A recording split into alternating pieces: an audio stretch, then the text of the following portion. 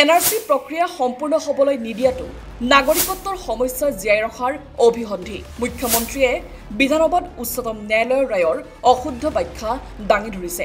এক সংবাদমেলযোগে এই কথা উল্লেখ কৰিছে CPMৰ অসম ৰাজ্যিক কমিটিয়ে। সংবাদমেলত দলটোৱে উল্লেখ কৰা অনুসৰি বিগত 11 বছৰে কেন্দ্ৰত আৰু 9 বছৰে ৰাজ্যত বিজেপি চৰকাৰে বিদেশী বিতৰণৰ সমস্যা সমাধানক লৈ মুঠেই আগ্ৰহী নহয়। কেৱল সাম্প্ৰদায়িক ৰাজনীতিৰ প্ৰতি গুৰুত্ব দি সংখ্যালঘুক হাৰাশাস্তি কৰি অহাৰ অভিযোগ CPM দলৰ। তদুপৰি অসমৰ মুখ্যমন্ত্ৰী হিমন্ত বিশ্ব শৰ্মাই বিগত 9 জুনত বিধানসভাত উল্লেখ কৰা অসমৰ সন্দেহযুক্ত নাগৰিকক অসমৰ পৰা অবৈধ প্ৰব্ৰজনকাৰী বহিষ্কাৰ আইন 1950 অনুসৰি সীমান্ত পাৰ কৰা কথাক উচ্চতম ন্যায়ালয়ৰ ৰায়ৰ ভুল ব্যাখ্যা বুলি উল্লেখ কৰিছে দলটোৱে।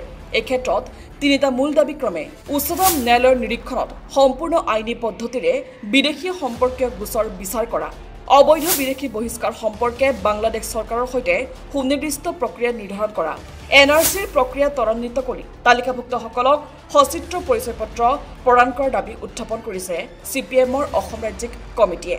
যোৱা 9 জুনত অসম বিধানসভাত মুখ্যমন্ত্ৰীয়ে যিখিনি কথা কৈছে নাগৰিকত্ব সম্পৰ্কে, সেই সম্পৰ্কে আমি আজি এখন প্ৰেছ মেলৰ আয়োজন কৰিছোঁ।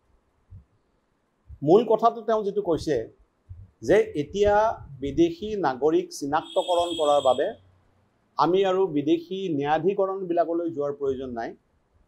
ইমিগ্ৰেশ্যন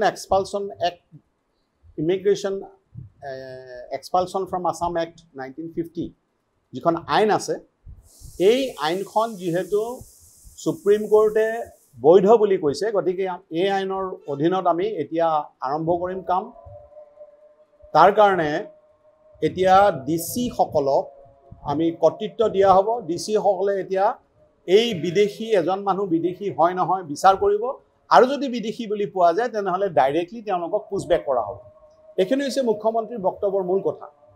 তেওঁ কৈ আছে, কালিও কৈছে যে আমি পুছবেক কৰি আছোঁ, 300ৰ ওপৰত মানুহ পুছবেক কৰিলোঁ, অৰ্থাৎ বাংলাদেশলৈ ঠেলি পঠিয়ালোঁ।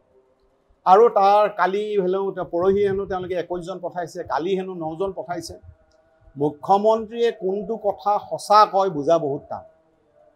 কাৰণ এই যে মানুহ তেওঁলোকে পুছবেক প্ৰতিদিনে কৰা বুলি কৈ আছে, কিমান মানুহ বৰ্ডাৰত যদি গৈছে তেনেহ'লে বাংলাদেশৰ লগত এটা বিৰাট ঘমঘণ্ট লাগিলহেঁতেন। 2 নম্বৰ হ'ল, অসমৰ মানুহৰ জনাৰ অধিকাৰ আছে যে কোন কোন মানুহক কোনটো অঞ্চলৰ পৰা বিদেশী বুলি চিনাক্তকৰণ কৰি বহিষ্কাৰ কৰা হ'ল বা পুছবেক কৰা হ'ল। এইবিলাক একো নাই, অসমৰ মানুহে একোৱেই নাজানে, যে তালিকা চৰকাৰে প্ৰকাশ কৰা নাই। গতিকে তেওঁলোকৰ সদায় যিটো ট্ৰান্সপাৰেঞ্চিৰ অভাৱ, এই ট্ৰান্সপাৰেঞ্চি অৰ্থাৎ মানে পৰিষ্কাৰভাৱে মানুহৰ আগত তেওঁলোকে কথা নকয়। এই আমি কেইদিনমান আগতে দেখিলোঁ, যিহেতু গৃহমন্ত্ৰীয়ে অৰ্ডাৰ দিলে, গতিকে কেন্দ্ৰীয় গৃহমন্ত্ৰীয়ে অৰ্ডাৰ দিয়াৰ লগে লগে আমাৰ ইয়াত আৰম্ভ হৈ গ'ল বিদেশী চিনাক্তকৰণ কৰা মানুহক এতিয়া খেদিব লাগে। কেনেকৈ খেদিব? ৰাতি ৰাতি কিছুমান মানুহৰ ঘৰলৈ গ'ল, সংখ্যালঘু মানুহ, ধৰ্মীয় সংখ্যালঘু মানুহ উঠাই আনিলে। ঘৰৰ মানুহক এখন কাগজো দিয়া নাই, কোৱাও নাই যে আমি তেওঁলোকক ক'লৈ নিম। হাহাকাৰ অৱস্থা, আতংক। এই মানুহবিলাকৰ কিছুমান মানুহক আকৌ মাজৰাতি লৈ গৈ পেলাই বাংলাদেশ বৰ্ডাৰত তেওঁলোকে এৰি থৈ আহিলে। বাংলাদেশ বৰ্ডাৰত যেতিয়া তেওঁলোকক এৰি থৈ আহিলে, বাংলাদেশ যিটো security force, border guard Bangladesh, তেওঁলোকে তেওঁলোকৰ দেশত সোমাব দিয়া নাই। কাৰণ এই যে তেওঁলোকে আমি যিবিলাকক পুছবেক কৰা অৰ্থাৎ ঠেলি পঠোৱা বুলি কৈছোঁ বাংলাদেশলৈ, তেওঁলোক যে বাংলাদেশী তাৰ কোনো ঠিকনা ভাৰত চৰকাৰে অসম চৰকাৰে তেওঁলোকক দিয়া নাই। গতিকে এটা গণ্ডগোল, সাংঘাতিক সংঘাত। আৰু পানীয়ে বোকাই মানুহখিনি দিনটো থাকিব লগা হ'ল ৰ'দত। তাৰপিছত দেখা গ'ল কিছুমান মানুহ তেওঁলোকে ঘূৰাই আনিলে। এতিয়ালৈকে চৰকাৰে কোৱা নাই কিয় তেওঁলোকক লৈ গৈছিল, কিয় ঘূৰাই আনিলে। আমি যিটো জানিব পাৰিছোঁ যে এই মানুহবিলাকক যে নিছিল তাৰে এটা বৃহৎ অংশ হৈছে তেওঁলোকৰ গোচৰ চলি আছে এতিয়াও। কাৰণ নিয়মটো হ'ল, যিবিলাকক ফৰেনাৰ্ছ ট্ৰিবিউনেলে বিদেশী বুলি অপিনিয়ন দিয়ে, ন্যায়ালয় ফৰেনাৰ্ছ ট্ৰিবিউনেলবিলাকে অপিনিয়ন দিয়ে, মতামত দিয়ে। এই মতামতত যদি কোনোবা মানুহৰ আপত্তি থাকে, তেওঁ প্ৰথমতে হাইকোৰ্টলৈ যাব পাৰে। তাৰপিছত যদি আপত্তি থাকে তেওঁলোকে সুপ্ৰিম কোৰ্টলৈ যাব পাৰে।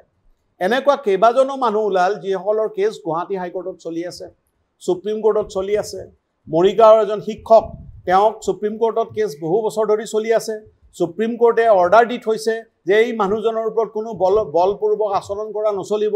তাৰ পাছতো মানুহবিলাকক যেটো দেখুৱাব লাগে অমিত শাহৰ আগত ভাল মানুহ হ'ব লাগে গতিকে তেওঁলোকক নি পেলাই বৰ্ডাৰত পুছবেক কৰিলে তাৰপিছত যেতিয়া গম পালে যে এতিয়াতো সাংঘাতিক কথা হ'ব কাৰণ সুপ্ৰিম কোৰ্টত যদি এই কেছটো যায় তেনেহ'লে কণ্টেম অফ কোৰ্ট হ'ব আদালত অৱমাননাৰ গোচৰ হ'ব তাৰে কিছুমান মানুহ ঘূৰাই আনিছে গতিকে যিটো কৰিব লাগে সেইটো নকৰি কিছুমান বেলেগ কাম কৰি আছে এতিয়া উত্তেজনা সৃষ্টি কৰি আছে এতিয়া ডিসি আমি এক্সপালশন কৰিব পাৰিম সুপ্ৰিম কোৰ্টে কি কৈছে সুপ্ৰিম কোৰ্টে কৈছে যে ইমিগ্ৰেশ্যন এক্সপালশন ফ্ৰম আসাম একখন প্ৰয়োগ কৰিব পাৰিব কিন্তু তাৰ লগত ক্লজ 6A যেটো সিটিজেনশিপ এক্ট 1955 তাৰ যেটো ক্লজ 6A এইটো একেলগে প্ৰয়োগ কৰিব লাগিব অৰ্থাৎ 1971 চনৰ 25 মাৰ্চ হ'ব ভিত্তি তাৰ লগতে সুপ্ৰিম কোৰ্টে কৈছে যে এই যে আমি বিদেশীক চিনাক্ত কৰিম কোনোবা কাৰোবাৰ নাগৰিকত্ব বিচাৰ কৰিম এইবিলাক কোনোবা কৰ্তৃপক্ষৰ ইচ্ছাৰ ওপৰত আমি এৰি দিব নোৱাৰো এই কাৰণে সুপ্ৰিম কোৰ্টে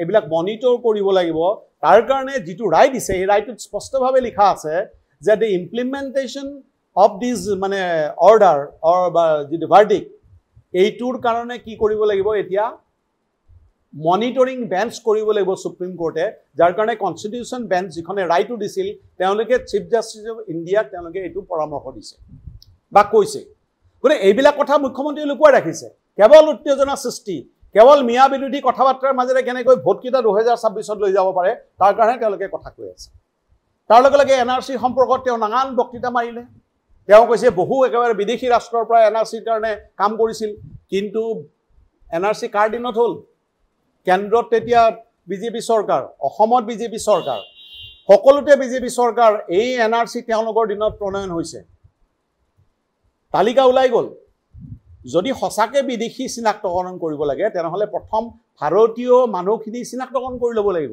তাৰ কাৰণে এনআৰসি আপডেশন 1971 চনৰ ভোটাৰ তালিকাৰ ভিত্তিত বা 25 মাৰ্চৰ সময় হিচাপে লৈ আমি এনআৰসি যিখন 1951 চনৰ আছিল সেইখন আমি এতিয়া আপডেট কৰিব লাগে এই আপডেট যদি কৰিব লগা হয় এই আপডেটৰ কাৰণে ফাইনেল লিষ্ট ওলাই গ'ল 2019 চনত এইখন এতিয়ালৈকে চৰকাৰে নোটিফাই কৰা নাই কাৰণ তেওঁলোকে জানে যে এই সমস্যা যদি সমাধান হয় তেওঁলোকৰ ৰাজনীতি শেষ সেই কাৰণে আমি কৈছো যে আমি তিনিটা দাবী এতিয়া উত্থাপন কৰিছো প্ৰথম কথা যে বিদেশী চিনাক্তকৰণৰ ক্ষেত্ৰত ফৰেনাৰ্ছ ট্ৰিবিউনেল বিলাকে সম্পূৰ্ণ আইন মানি এই প্ৰক্ৰিয়া চলাব লাগিব আৰু ফৰেনাৰ্ছ ট্ৰিবিউনেল বিলাকৰ কামকাজ সুপ্ৰিম কোৰ্টে নিৰীক্ষণ কৰা দৰকাৰ দুই ভাৰত আৰু বাংলাদেশৰ মাজত চুক্তি হোক যাতে যিখিনি বিদেশী চিনাক্তকৰণ হয় যিখিনি বাংলাদেশী মানুহ চিনাক্তকৰণ হয় আইনৰ মাজেৰে তেওঁলোকক যাতে বাংলাদেশৰ হাতত গটাই দিব পৰা যায় তিনি